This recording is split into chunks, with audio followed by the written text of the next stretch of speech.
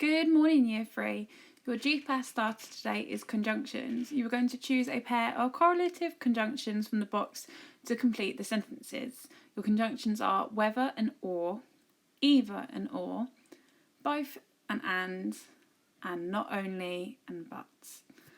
You've got 4 sentences. You're going to use each pair of conjunctions once. Pause the video now and give it a go. Number 1. I'm not sure whether I'm going to watch the match or not. Number 2. My mum is not only a brilliant doctor, but she is a great runner too.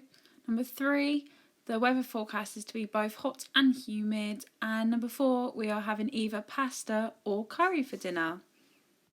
The date today is Thursday the 21st of January, and our LO is to write a letter to the Prime Minister. Our success criteria is I can follow my plan, I can follow the structure of a letter, I can use persuasive language, and I can use a rhetorical question. So our LO is the exact same as yesterday because we are going to carry on writing. So please grab your letter from yesterday and your box up from Tuesday. Okay, so we're going to read the second paragraph from Mr. Wignall's letter. The second paragraph is all about a solution to the problem. It's your first solution, you're not going to mention both, just one. As you can see, there's a little bit of an indent there to show that it's a new paragraph. And it starts with, however, you can prevent the devastation that plastic can cause by making 2 simple changes around the school. Firstly, we can make the school kitchen plastic free. By using paper bags and reusing the plastic food pots we already have, we can stop the increase of plastic being thrown away.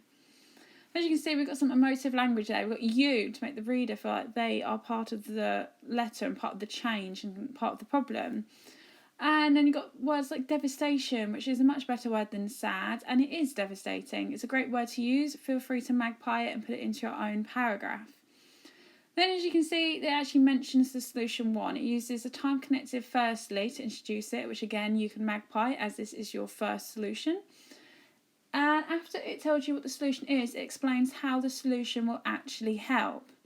As you can see, that the box up has clearly been used, and that's why we did it. It's here to help, okay? Make sure to be using your plan. That's the whole point of making a plan, to help you today so you don't have to think of ideas. It is now time for you to write your second paragraph. So pause the video and remember you can use the useful sentence starters, helpful tips and useful connectives to support your writing. Okay, now we are going to read the third paragraph from Mr. Wignall's letter. This is the one when you mention your second solution to the problem. As you can see, yet again, there's a little indent left as it's a new paragraph. Secondly, we can encourage recycling across the school. We can place recycling bins in each classroom, 1 bin for paper and 1 for plastic to ensure our unwanted waste can be recycled properly. It's got a time connected there, secondly, to introduce the second solution. It then goes on to say what the solution is and an explanation of how the solution will help with the problem. Obviously, our problem throughout the whole letter is plastic pollution or other types of pollution and anything that can harm the environment. So your solution has to make sure it will help support the cause, okay? Well done, everybody who have thought really great solutions. I've loved seeing them, and so has Miss Dent and Miss Easthope throughout the week, and seeing your box ups and your paragraphs from yesterday. It is now time to write your third paragraph all about your second solution. Pause the video now. Now we are going to read the final paragraph from Mr. Wignall's letter. As you can see, it is very short. It is only 2 sentences long, and this is because its only purpose is to summarise the points from the letter. Your support of this cause can have a huge impact on our future and the future of all sea creatures. Thank you for your time. Yours sincerely, Year 3. It's very polite to thank someone for their time for reading, so you can always include that in your own summarising paragraph. You can make your summarising paragraph a little bit longer and just reiterate what your 2 solutions are and how it might help. And then sign it yours sincerely, and don't forget to put your name. Pause the video now and write your final paragraph. Use the checklist to ensure you've included everything in your letter. Sentences begin with a capital letter and end in a full stop.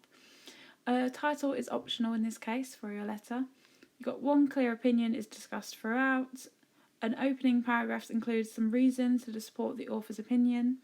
The text is written in paragraphs. Each reason has supporting facts. The text is written in sequence. Concluding paragraph restates opinion and reasons. Rhetorical questions are included. Cause and effect is included to connect reasons and facts. Strong and emotive language is used to challenge the reader to agree. And it does say to disagree as well, but obviously in this case we want the Prime Minister to agree with us. So, please send your lovely work to your teachers, and do not send to the Prime Minister yet, because we will be publishing next week.